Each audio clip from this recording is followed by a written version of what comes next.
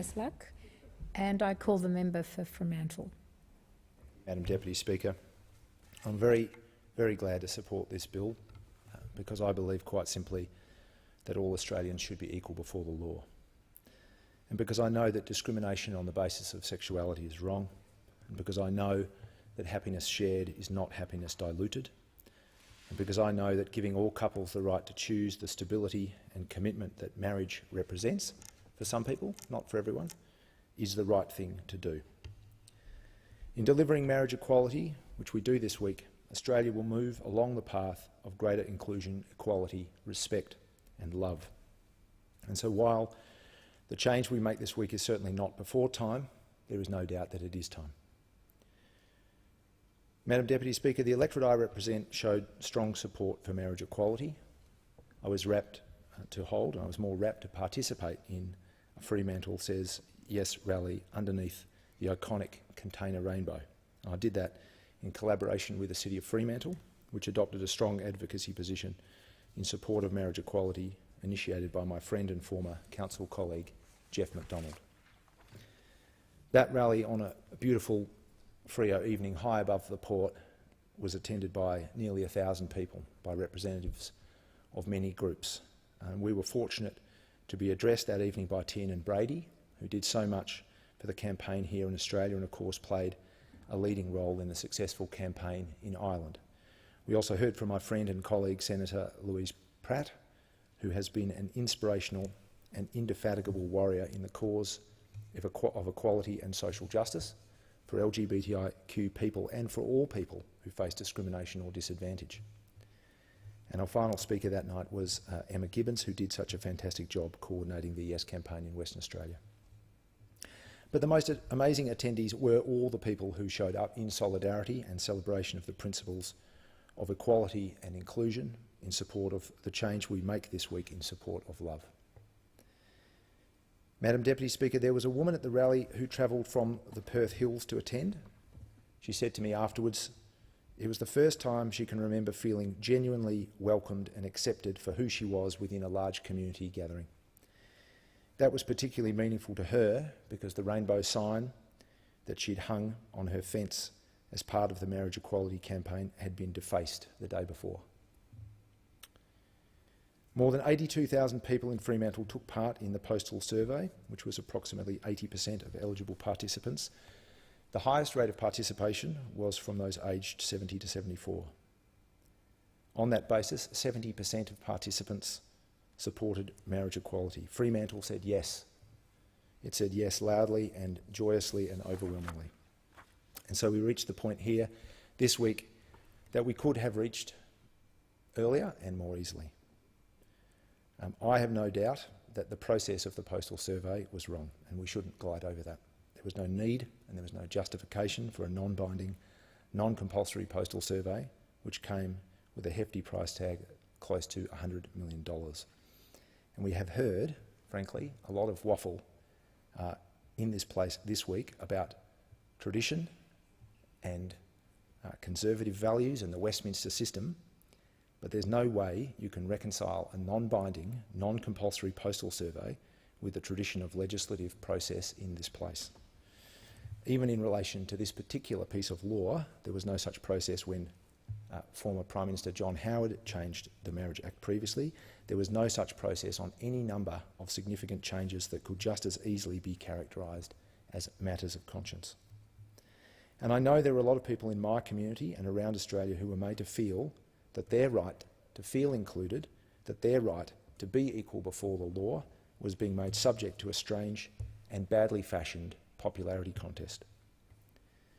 But in the end, Madam Deputy Speaker, the people of Australia made it good. They made a bad process good by their participation, by their engagement and campaigning, and that was uplifting to see, and we in this place owe them a debt of gratitude for that. No meaningful change occurs unanimously. No person has their seat in this place unanimously. Very few have it on the basis of 70% support, which was the result in Freo. No government has ever been formed with 133 seats out of 150 in the House of Representatives, yet 133 electorates around Australia supported the change we're making this week to deliver marriage equality. Every electorate in Western Australia, every single one of the 16 electorates voted in favour of marriage equality. So let's not be mistaken about the strength of feeling, the strength of reasoning, the strength of principle behind this outcome. And let's go forward now together with a change that takes from nobody, a reform that simply makes our society more equal, a shift that allows all Australians to choose marriage if that's right for them. And I say, in welcoming the extension of that right, the right to choose, that people who live in loving, committed relationships with or without children, those relationships are not any less worthy or any less deserving of respect if they don't happen to be marriages. My wife and I married in 2006 or 2007. I'll get in trouble now for saying that. We'd been together for 11 years. We were in our second house. We had 3 children. And we were married by a civil celebrant, and we were very glad to support, to celebrate our relationship with our friends and family. And we were fortunate enough to have that choice. That is what we deliver through this bill to people right across Australia, and it's right that they have that choice. But it doesn't mean, with all the talk about what marriage means and delivers, it doesn't mean that people who don't choose to marry live in relationships that are any less equal. But, Madam Deputy Speaker, as we make and celebrate this reform, let's remember what has gone before and what there still is to be done. Delivering marriage equality builds on the hugely important reforms that occurred under the previous Labor government. It removed discriminatory terms and rules that work to exclude same-sex couples from 84 different pieces of Commonwealth legislation. And let's also be clear that marriage equality in itself will not magically bring an end to other kinds of discrimination against LGBTIQ Australians. The wider pursuit of respect, the cherishing of diversity and the rejection of stereotypes are a matter of culture and character, and we've still got a long way to go on that path with respect to LGBTIQ Australians, as we do with respect to other sections of our community, particularly Indigenous Australians. But saying that doesn't take away from the significance of this reform. It simply means we have more to do. Madam Deputy Speaker, important struggles can only be won through leadership, and to some degree, the big struggles create the leaders they require.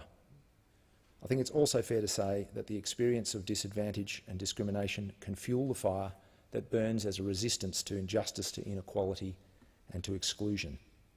So it's not surprising to me, it's never been surprising to me, that some people I've been influenced in my involvement with Labor politics and with progressive politics also have the perspective that comes with being a member of the LGBTIQ community. People like my very good and long-time Fremantle friend Justin DeLollo, who